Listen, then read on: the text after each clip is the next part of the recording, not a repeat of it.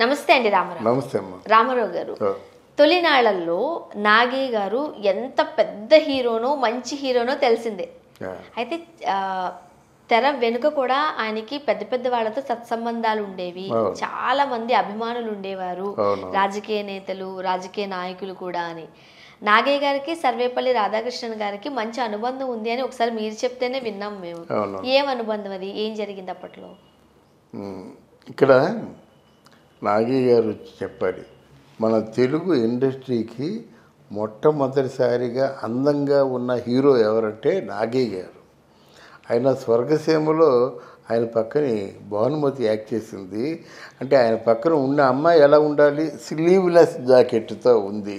చాలా క్యాలెండర్స్ వచ్చాయన్నమాట. భానుమతి స్లీవ్లెస్ జాకెట్తో ఉండడం చూసారా. అంటే ఆయన పక్కన యాక్ట్ చేసే వాళ్ళందరూ కూడా చాలా అందంగా ఉండాలని అనుకునేవాడు అన్నమాట.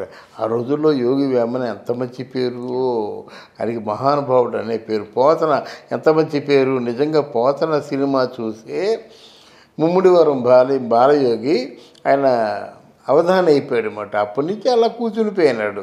అక్కడ ముమ్మిడివరం బాలయోగిలో ఉన్న విశేషం ఏంటంటే, ఒక షెడ్యూల్ కాస్ట్ కుర్రాడు నల్లగా ఉండేవాడు అన్నమాట. అలాంటిది బంగారు ఛాయ్ వచ్చేసాడనమాట, అవధానం అయిపోయాడు. అది బికాజ్ ఆఫ్ ఓన్లీ నాగయ్య. తర్వాత నాగయ్య గారిలో కొంచెం సున్నితమైన మనస్తత్వం ఉంది. తన పక్కన ఎవరు యాక్ట్ చేశారో అమ్మాయిలు, హీరోయిన్లు. అందువల్ల వాళ్ళని అంటే టార్చర్ పెట్టేవాడు కాదు, కానీ పెళ్లి చేసుకునేవాడు. వాళ్ళు లేకపోతే ఉండలేకపోయేవాడు అన్నమాట. తాను ఎవరినైతే ప్రేమించాడో వారు లేకపోతే ఉండలేకపోయేవాడు. అది కొంచెం బలహీనత, అది నా బలహీనత అని చెప్పాడు. ఇంకా పోయినట్టయితే ఎవరైనా సరే ఆయన దగ్గరికి వచ్చి, అయ్యా పేదరికంలో ఉన్నాను అని చెయ్యి చాచినట్టయితే 2 పక్క జోబీలు ఉండేవి కదా, ఆ జోబీలో నుంచి ఎంత వస్తే అంత లెక్క పెట్టకట్టే ఇచ్చేవాడు. తర్వాత ఎవరికైనా ఆపద వచ్చినా, పెళ్ళి వచ్చినా, ఏమొచ్చినప్పుడు కూడా ఆయన లెక్క పెట్టేవాడు కాదండి డబ్బు. అయితే పెళ్ళిళ్ళు 3 చేసుకున్నాడు. ఆ 3 పెళ్ళిళ్ళు చచ్చిపోతే చేసుకున్నాడు అనుకోండి. మనిషి ఉంటుండగా చేసుకోలేదు. ఒక భార్య చచ్చిపోయినట్టు ఇంకోరు, ఇంకోటి చచ్చిపోయినట్టు ఇంకొకటి చేసుకున్నాడు.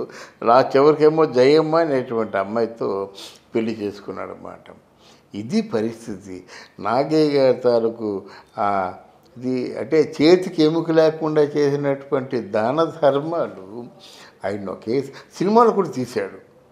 కానీ సినిమాలు తీయడం, చేతికి ఎముక లేకుండా ఉన్నటువంటి, అసలు వీరికి ఏముంది, అసలు వీళ్ళ హీరోలు పెద్ద స్టార్డమ్ మెయింటైన్ చేయలేదు.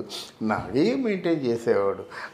అప్పటికి తమిళనాడులోనూ హరిదాస్ ఉండేవాడు, చాగరే భాగవతారు. ఆయన పన్నీటితో స్నానం చేసేవాడు, పన్నీటితో. అలాగా నాగయ్య గారు కూడా పన్నీటితో స్నానం చేసేవాడు అన్నమాట. ఈయన త్యాగరాజ కృష్ణుడు పాడతాడు కదా, మంచి సంగీతం పాడతాడు. హిందుస్థానీలో ఆయన మించిన వివరాలు లేరు నాగయ్య గారికి. అంటే నేను ఎందుకు చేయకూడదు పన్నీటితో స్నానం అని. అంటే ఇట్లాంటి స్టార్డమ్ అంతా నాగయ్య గారికి ఉండేది. కొన్నాళ్ళకి మామూలుగా యాజ్ యూజువల్ డబ్బులు అయిపోయినాయి, ఆస్తులు అయిపోయినాయి. ఆస్తులు ఎలా చేసేవారు, కేవలం ఓ 10,000 రూపాయలు అప్పు ఉన్నట్టుతో మేడ ఇచ్చేసేవారు. అంటే దానికి ఈ మేడ కాస్ట్ అంతా 10,000 రూపాయలు అంతా, ఆ కాస్ట్ తర్వాత మిగతా డబ్బు ఇచ్చామని చెప్పేవారు కాదు. అక్కడ మేడ, అన్నానగర్లో మేడ తీసుకో, అన్నామలైపురంలో మేడ తీసుకో, ఇక్కడెక్కడ శ్రీనగర్లో బిల్డింగ్ తీసుకో. ఇలా బిల్డింగులు, మేడలు, స్థలాలు అన్నీ అయిపోయి అద్దీంట్లోకి వచ్చాడు. ఎప్పుడైతే నాగయ్య గారిని మొదట్లో ఏమనేవారంటే, రెమ్యునరేషన్ అంటే తమరు చెప్పండి అనేవారు. అంటే తెలియాలని తమరు చెప్పండి, ఎంతో కొంత చెప్పండి అనేవాళ్ళు. ఇప్పుడు ఇంత ఇస్తామయ్యా, చేస్తే చేయలేదు మరి, మాకు అంత అవసరం లేదు, ఆ క్యారెక్టర్ ఏదో అవసరం పడుతుంది అన్నారు. అలాగా ఎంత ఇస్తామయ్యా అని చెప్పిన వాళ్ళు ఎంతకు వచ్చారంటే నాగయ్య గారికి 500 రూపాయల వరకు వచ్చారమ్మా. లక్షలు తీసుకున్న వ్యక్తికి 500 రూపాయలకి వచ్చినట్టయితే నాలాంటి పిచ్చోడు అడిగారట, ఏమిటండి ఈ 500 రూపాయలకి ఎందుకు చేస్తున్నారంటే, ఇక్కడ నా భోజనం దొరుకుతుంది బాబు, నేను ఇంటికి వెళ్ళినట్టయితే నేను పిల్లలకి ఏదో భోజనం పెట్టాలి కదా, ఈ 500 దినసరి సరుకులు తెచ్చుకొని వాళ్ళు భోజనం పెడతాను. నాకేమి ఆశ్చర్యం లేదు, బాధ లేదు. ఎంతో కొంత నాకు ఇస్తున్నారు కదా, ఇంకా వాళ్ళు ఆ మహాత్ములు అన్నం పెడుతున్నారు, దానికి నేను చాలా కృతజ్ఞతగా ఉంటాను. సేమ్ డైలాగ్స్ నాకు అంటే నాగయ్య గారి తాలూకు ఫ్రెండు ఇంటూరి వెంకటేశ్వరరావు చెప్తే తెలిసినాయి ఇదే మాట. అందుకే నేను ఇంత స్వచ్ఛంగా చెప్పగలుగుతున్నాను. అట్లాంటి వ్యక్తి ఆ తాలూకు బంధువులు ఎవరో ఏదో మర్డర్ కేసులో ఇరుక్కున్నాడు, ఆయనకి ఉరి కంప్లీట్గా శిక్ష వేశారు.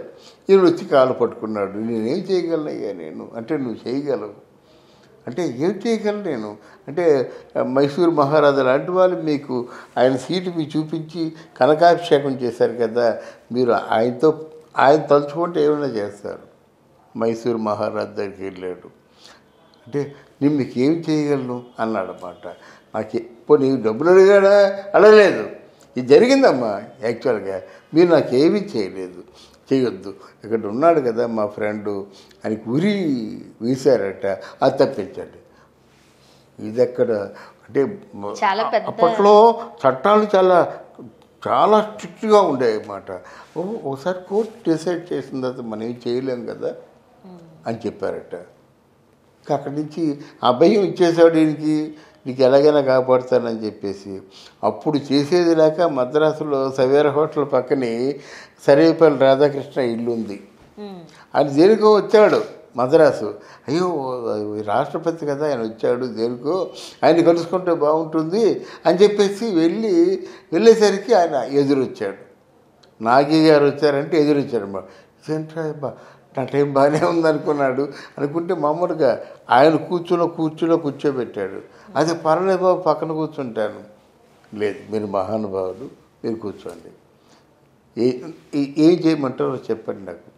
బాబు మిమ్మల్ని అడగొచ్చో అడగకూడదో నాకు తెలియదు, కానీ నా తాలూకు బంధువులు అమాయకులు అంటే అకారణంగా ఆయన మీద ఏదో హత్యా నేరం పడింది, వారికేమో ఉరిశిక్ష వేశారు. అది అంటే ఆయన మీదే ఫ్యామిలీ అంతా ఆధారపడి ఉంది.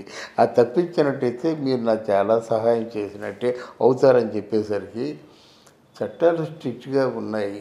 అయినా మీలాంటి మహానుభావుడు దైవ సమానులు మీరు నా దగ్గరికి వచ్చారు కనుక నేను చూసుకుంటానంటే మీరు వెళ్ళిపోండి అన్నారట.